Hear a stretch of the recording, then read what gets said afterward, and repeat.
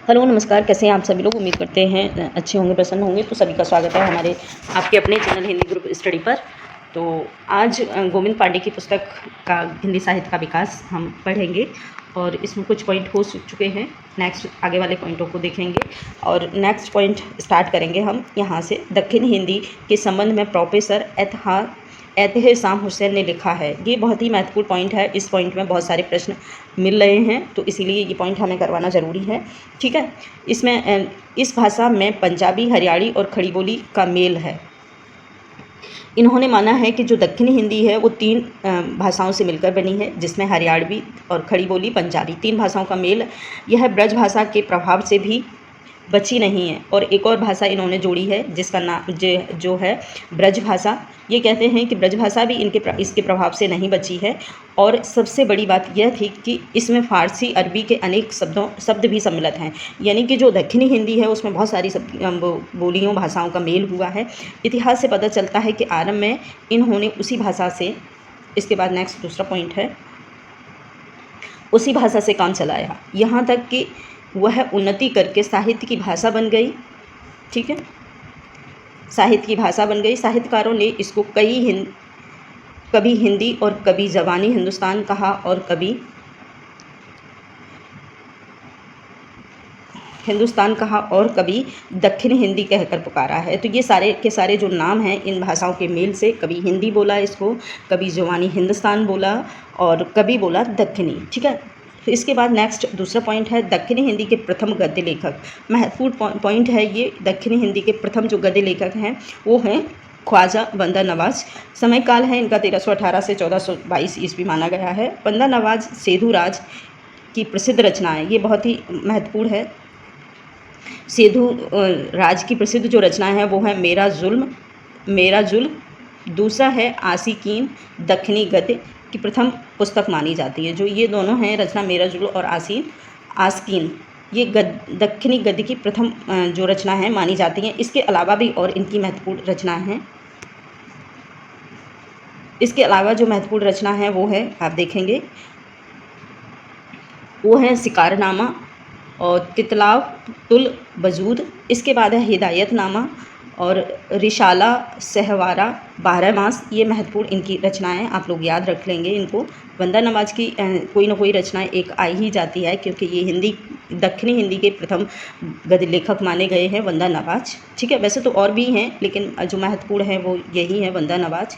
इसके बाद आता है मीरा जुल आस्कीन में सूफ़ी धर्म का उपदेश दिया गया है। ठीक है, जो इनकी रचना है मेरा जुल आस्कीन, उसमें सूफ़ी धर्म से रिलेटेड जो उपदेश हैं वो दिए हैं। तो दूसरा इनका पॉइंट है वो है कुतुब मुस्तरी, मुल्ला बजही की प्रमुख रचना है। ये भी बहुत आती है कुतुब मुस्तरी मुल्ला बजही की। इसके बाद है मुल्ला बजही का समय काल है 1635 ईस्वी से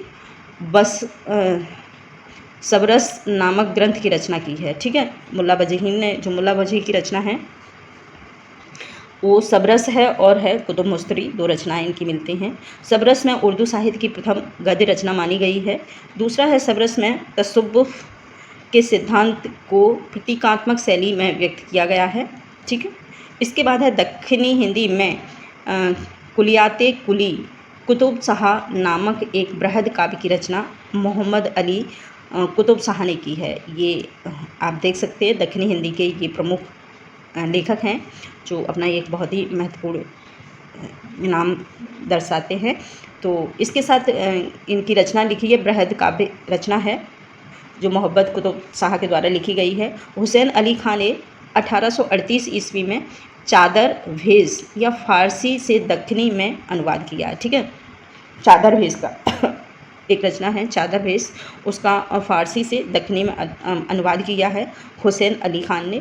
इसके बाद है नेक्स्ट दूसरा, चादर भेज का अनुवाद हुसैन अली खान ने अपने पुत्र के लिए किया है। ऐसा माना जाता है कि इनके पुत्र के लिए इन्होंने इसका जो अनुवाद है किया है। इसके बाद दूसरा पॉइंट है आचार्य रामचंद्र शुक्ल ने खड़ी बोली गद्य का आरंभ अकबर के समय में गंग कवि द्वारा रचित चंद छंद वर्णन की महिमा से माना है। ये बहुत ही महत्वपूर्ण है कि आचार्य रामचंद्र शुक्ल ने गद्य का जो आरंभ है किस रचना से माना है, तो चंद छंद वर्णन की महिमा जो गंग कवि के द्वारा लिखित है उससे माना है। ठीक है। दूसरा है गुरुमुखी लिपि में लिखी खड़ी बोली गद्य की रचना सीडी हिम रेवानु, हरीजी दयाल अनेमी आदि लेखकों ने की है। ठीक है, ये दुर्मुखी के जो गुरुमुखी लिपि है उसके प्रमुख लेखक हैं। इसके बाद नेक्स्ट दूसरा पॉइंट है सीडी हिम रेवानु सचुसंड पोथी लिखकर गुरवाणी की व्याख्या प्रस्तुत की है। ठीक है, इसके बाद नेक्स्ट दूसरा पॉइंट है, ये पॉइंट थोड़े से खास नहीं है तो आप इनको छोड़ भी सकते हैं। इसके बाद हम देखेंगे आचार्य रामचंद्र शुक्ल से, यहाँ से देख लेते हैं दौलत राम से। संवत 1818 में 1761 ईस्वी में दौलत राम ने हरसेड़ाचार्य, ठीक है, हरसेड़ाचार्य कृत जैन पद्म पुराण का भाषानुवाद किया है। दूसरा है आचार्य रामचंद्र शुक्ल। आचार्य रामचंद्र शुक्ल ने विक्रम 1798 यानी कि 1741 ईस्वी में रचित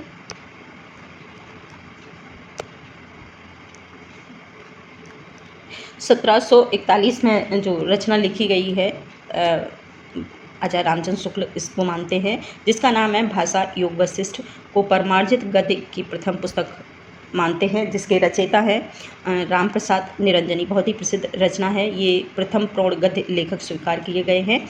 इसके बाद थोड़ा सा इसको जूम करके देखेंगे।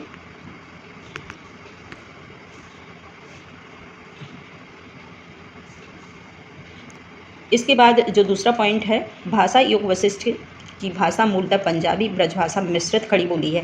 महत्वपूर्ण पॉइंट है कि भाषा योग वशिष्ठ की जो भाषा है वो पंजाबी ब्रजभाषा और खड़ी बोली मिश्रित है। ठीक है, इसके बाद आते हैं हिंदी गद्य साहित्य के प्रमुख 4 उन्नायक, वो है मुंशी सदासुखलाल। खड़ी बोली में इन्होंने सुख सागर की रचना विष्णु पुराण के आधार पर किया है। ठीक है, खड़ी बोली गद्य को एक साथ आगे बढ़ाने वाले 4 महानुभाव हुए हैं, जिनमें से हैं एक मुंशी सदासुखलाल, दूसरे हैं सैयद ईसा अल्लाह खां, लल्लू लाल और हैं सदन मिश्र। ये 4 हिंदी गद्य खड़ी बोली के महाचार उन्नायक माने जाते हैं। दूसरा इसका पॉइंट है मुंशी सदासुखलाल निजात और ईसा अल्लाह खां, इन दोनों का संबंध पोर्ट विलियम कॉलेज से नहीं है। बहुत आता है कि कौन पोर्ट विलियम कॉलेज से संबंधित नहीं है, तो ईसा अल्लाह खां और हैं सदासुखलाल, ये दोनों ही पोर्ट विलियम कॉलेज से इनका कोई संबंध नहीं है। और दूसरा पॉइंट है लल्लू लाल और सदन मिश्र। ठीक है, दूसरा पॉइंट है इसमें लल्लू लाल, एक ये भी है। हाँ, सदासुखलाल ने लिखा है कि रस्मो रिवाज भाषा का दुनिया से उठ गया है। ये पॉइंट आप चाहें तो अपने पंक्तियाँ नोट कर सकते हैं। रस्मो रिवाज भाषा का दुनिया से उठ गया है, ये प्रमुख पंक्तियाँ हैं, वो है सदासुखलाल की। इसके बाद आता है लल्लू लाल और सदन मिश्र, दोनों ही पोर्ट विलियम कॉलेज के प्राध्यापक थे। ठीक है, मुंशी सदासुखलाल निजात की प्रमुख रचना सुख सागर और मुथुक बुक्ता बरीख, ठीक है, ये 2 रचनाएं हैं, मुथुक बुक्ता बरीख और दूसरी है सुख सागर। ठीक है, इसके बाद है ईसा अल्लाह खां ने रानी केतकी की कहानी की रचना 1798 से 1803 ईस्वी के मध्य लिखी है। कभी कभार आता है कि कौन सी रचना पहली है खड़ी बोली की, तो इन चारों में से एक रचनाएं आती हैं, इन चारों की जो रचनाएं हैं, तो आप इसका समयकाल भी याद रखेंगे।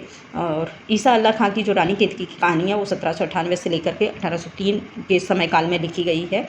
रानी केतकी की कहानी उदयभान चरित नाम से भी जानी जाती है। रानी केतकी की कहानी से सर्वप्रथम खड़ी बोली गद्य साहित्य में लौकिक श्रृंगारमयी प्रेमाख्यान परंपरा का सूत्रपात हुआ है। ईसा अल्लाह खां ने अपनी भाषा गीत को घोषणा निम्न शब्दों में की है। ठीक है, ऐसा माना जाता है कि ईसा अल्लाह खान ने जो अपनी रचना लिखी है रानी केतकी की कहानी, वो उन्होंने कुछ शब्दों के माध्यम से इसकी घोषणा की है।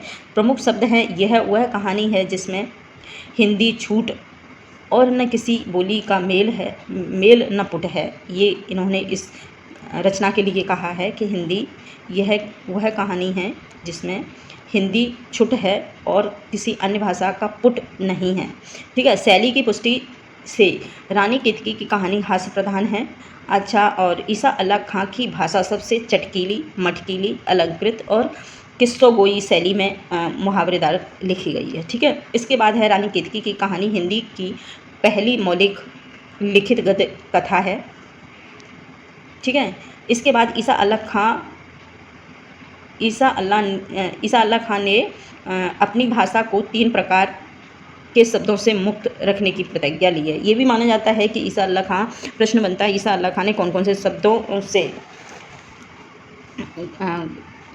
मुक्त अपनी भाषा को मुक्त रखने की प्रतिज्ञा ली है। तो इसमें है एक तुर्की, फ़ारसी और अरबी, ठीक है। इसके बाद गवारू ब्रजभाषा अवधी, और दूसरा है भाखापन अर्थात संस्कृत के शब्दों का मेल।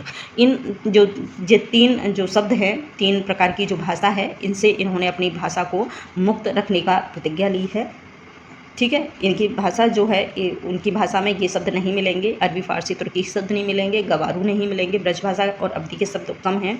दूसरा है भाखापन और संस्कृत, यानी कि पुरानी जो ब्रजभाषा, अपभ्रंश भाषा और संस्कृत के शब्द नहीं मिलेंगे।